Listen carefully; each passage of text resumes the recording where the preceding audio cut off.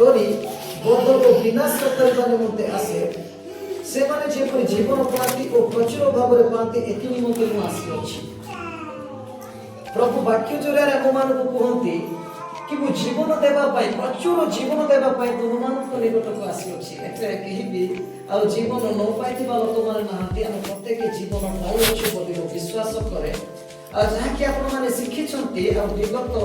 ବିଶ୍ରାମବାର ବା ସନ୍ଧ୍ୟା ଦିନ କି ଆଦମ ଏବଂ ହବାଙ୍କ ଜୀବନ ମଧ୍ୟକୁ କି ପ୍ରକାର ବା ତାଙ୍କ ପରିବାରକୁ ବା ତାଙ୍କ ଗୃହକୁ କି ପ୍ରକାର ଭାବରେ ପାପ ବା କି ପ୍ରକାର ତାଙ୍କ ପରିବାରକୁ ବିନାଶ ଆସିଥିଲା ଆମେ କ୍ଲିୟରରେ ପ୍ରଭୁଙ୍କର ଦାସମାନେ ଆପଣମାନଙ୍କୁ କ'ଣ କରିଥିଲେ ଶିକ୍ଷା ଦେଇଥିଲେ। ଆମେ ଯଦି ଜାଗତିକ ଭାବରେ ବି ଗୋଟେ ଗୃହଟେ ବା ଘରଟେ ବନଉଛୁ ଆମେ ଘର ବନେଇବା ପରେ ଗୋଟେ କବାଟଟେ ବନଉଛୁ ଆଉ କବାଟରେ ଗୋଟେ ତାଲା ଫିଟିଂ କରୁଛୁ କ'ଣ ପାଇଁ? ଘର ମଣିଷ ଏଥି ନିମନ୍ତେ ବନେଇଥାଏ ସେ ବହୁମୂଲ୍ୟ ସମ୍ପତ୍ତିକୁ ବା କିଛି ଆବଶ୍ୟକତା ଜିନିଷକୁ ନିଜ ଗୃହରେ ସାଇତି ରଖିବା ପାଇଁ ବା ଯତ୍ନ ଜିନିଷ ସାଇତି ରଖିବା ପାଇଁ ମନୁଷ୍ୟ କ'ଣ କରିଥାଏ ଗୃହ ବନେଇଥାଏ ଏବଂ ଚାବି ଦେଇଥାଏ। ଆମେ ଚର୍ଚ୍ଚ ଯେତେ ଜଣ ଆସିଅଛୁ ଆମ ପ୍ରତ୍ୟେକଙ୍କର ଗୃହ ରହିଅଛି। ଆମେ କେହି କ'ଣ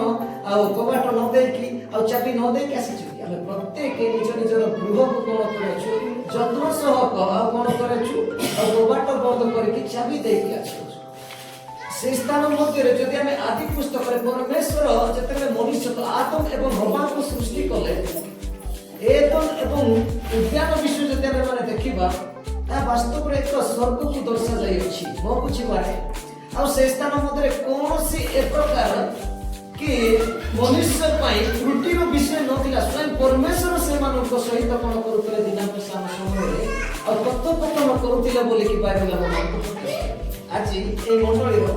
ଆଉ ନେତୃତ୍ୱ ନେତା ପ୍ରଭୁଙ୍କର ଦାସମାନେ ଆଗରେ ଛିଡ଼ା ହେଇଛନ୍ତି ବା ବସିଛନ୍ତି। ସେହି ସମୟରେ ଆଦମ ଏବଂ ହବାଙ୍କର ପାଳକ ବା ପ୍ରିଚର ସ୍ୱୟଂ ପ୍ରଭୁ ଯୀଶୁ ଖ୍ରୀଷ୍ଟ ଥିଲେ। ସେ ସମୟରେ ଆଉ ସେମାନଙ୍କ ଜୀବନକୁ କ'ଣ ପାଇଁ ପାପ ଆସିଥିଲା? ଆଜି ମୁଁ ଚାରୋଟି ବିଷୟ ଆପଣମାନଙ୍କ ସମ୍ମୁଖରେ ଉପସ୍ଥାପନା କରିବି। ଚାରୋଟି ବିଷୟ ମୋ ଜୀବନ ମଧ୍ୟରେ ମୋ ପ୍ରତ୍ୟେକଙ୍କ ଜୀବନ ମଧ୍ୟରେ ତାହା ଆସିଥାଏ। ଆମେ ସେଇ ଜୀବନ ଠାରୁ ଯଦି ଟିକେ ନିଜକୁ ସଜାଡ଼ିବା ନିତାନ୍ତ ଭାବରେ ଆମ ପରିବାରକୁ ମଧ୍ୟ ସେ ପ୍ରକାର କେବେ ବି ଅକସ୍ମାତ ଆଉ ପାପ ଆସିବ। ମୁଁ ଚାରୋଟି ବିଷୟକୁ ରଖିବି। ପ୍ରଥମ ହେଲା ଆମମାନଙ୍କର ଜୀବନରେ ଅସନ୍ତୁଷ୍ଟି। ଦ୍ୱିତୀୟଟି ଯଦି ଆମେ ଦେଖିବା କ୍ରୋଧ, ତୃତୀୟଟି ଲୋଭ ଏବଂ ଚତୁର୍ଥଟି ସନ୍ଦେହ। ମୁଁ ଏ ଚାରୋଟି ବିଷୟ ଆପଣମାନଙ୍କ ପାଇଁ ଆଜି କିଛି ସମୟ ମୁଁ ପ୍ରଭୁଙ୍କର ବାକ୍ୟ ଉପସ୍ଥାପନା କରିବି। ଆମେ ଯେତେବେଳେ ଗୃହ ବନଉଛୁ ଆଉ ଗୃହରେ ଆଉ ସର୍ବପ୍ରଥମେ ଆଉ କବାଟକୁ ଆମେ ଯତ୍ନର ସହିତ ତିଆରି କରିଥାଉ। ଭଲ କାରିଗରକୁ ମିସ୍ତ୍ରୀକୁ ଆଣିକି କ'ଣ କରିଥାଉ କବାଟ ବନେଇଥାଉ। ଯେତେବେଳେ ବି ଜଣେ ବ୍ୟକ୍ତି ଆସିଥାଏ କବାଟକୁ ଆଗ ଦେଖିଥାଏ ଭଲ ତିଆରି ହେଇଛି। ଆଉ ସେ କବାଟର ଆଉ ମଜବୁତକୁ ଆମେ କ'ଣ କରିଥାଉ ସର୍ବପ୍ରଥମେ ଚେଷ୍ଟା କରିଥାଉ କ'ଣ ପାଇଁ? ବିପଦ ଅଛି ଗୃହ ବନେଇବାରେ। ଏ ସଂସାରରେ ଅନେକ ଚୋରମାନେ ଅଛନ୍ତି ଯେଉଁମାନେ କି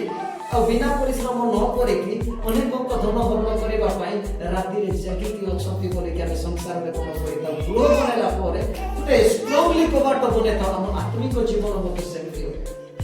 এই চারটি চোর এক প্রকার যদি আমি আপনার আত্মিক জীবନରେ নিজକୁ ସଜାଡ଼ିବା ନାହିଁ ସେଦିନ ଆଦମ ଏବଂ ହବାଙ୍କ ଆଉ ପରିବାରକୁ ବା ତାଙ୍କ ଗୃହକୁ କି ପ୍ରକାର ଆଉ ପାପ ଆସିକି ପ୍ରବେଶ କରିକି ଏତେ ଆଜି ଆମେ ପ୍ରତ୍ୟେକ ପାପରେ ଆଉ ସମସ୍ତେ ଏ ପ୍ରକାର ଆଜି ଆମେ ମାନେ ଅନୁଭୂତିର ସହିତ ରହିଅଛୁ ତା ଆଜି ଆମେ ମାନେ ଆଦି ପୁସ୍ତକ 2ର 15 ଏବଂ 16 ପଦ।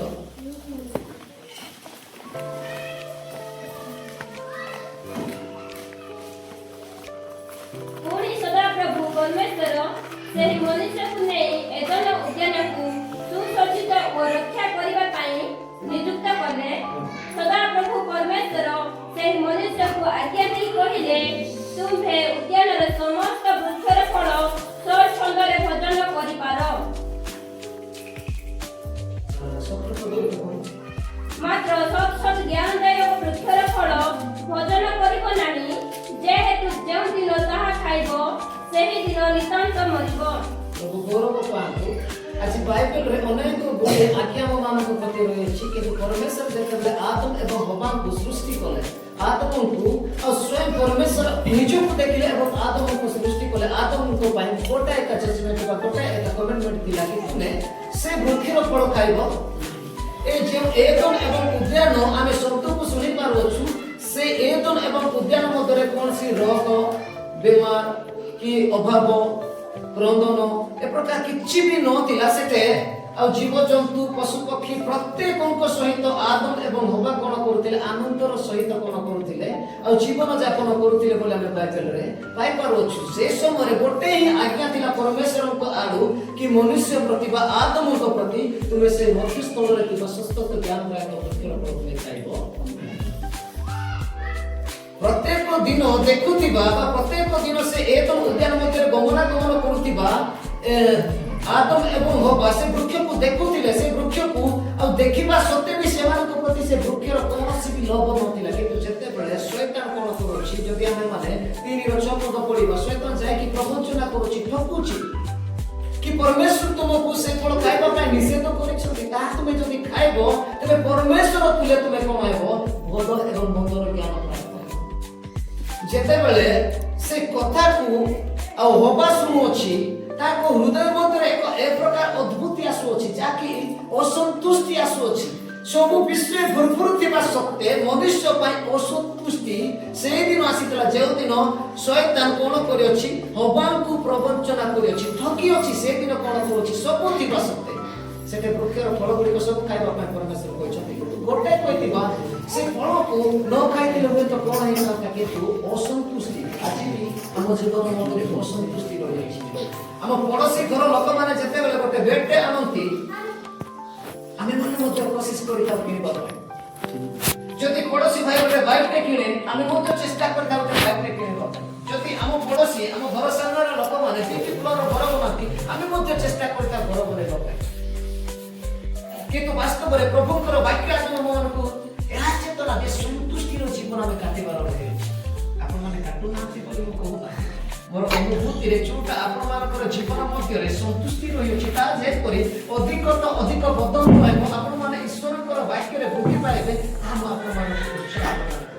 केबे भी कहा को निरीक्षण करतु नाही जनकर पोशाक को देखि मु एंती पोशाक पिंदिबी जनकर गृहर देखि कि एक प्रकार गृह मु बनेबी जने किनिबा व्यक्तिर गाड़ी देखि मु एंती रो किनिबी एक प्रकार असंतुष्टि जीवन काटतु ए प्रकार जदि आमे माने जनन को केवल अनुकरण करिबा जनक व्यक्तिर जीवन को देखि कि जदि आमे माने ता परि बचिबा पय चेष्टा करिबा तेबे आम मानकर जीवन रो भैल्यू होइबो नाही आम मानकर जीवन रे जे संतुष्टि परमेश्वर जेतोंती आज भी प्रभुकर आम मानक प्रति दया रहि अछि आमे शांति रे बचिबा पय से सहायकारी पवित्र आत्मा को आम मानक दैछंती किंतु अनेक लोक माने आज मध्य से जीविका संबंध चिंता रे पराक्रम करती अनेक को देखि कि मुखिया बने केते कार्य कले भी आम मानक जीवन मध्य संतुष्टि नाही आमे केवल अर्थ पछरे धाई बुलु अछु आज एटा करिबी खाली सेटा करिबी खाली एटा करिबी किंतु वास्तव रे जहा हम मानको फ्री रे दिया जाय अछि से फ्री देतिबा जिनिस को बा फ्री देतिबा परमेश्वर को से दान को आमे माने निज हृदय मध्य रे साइति रखि पारु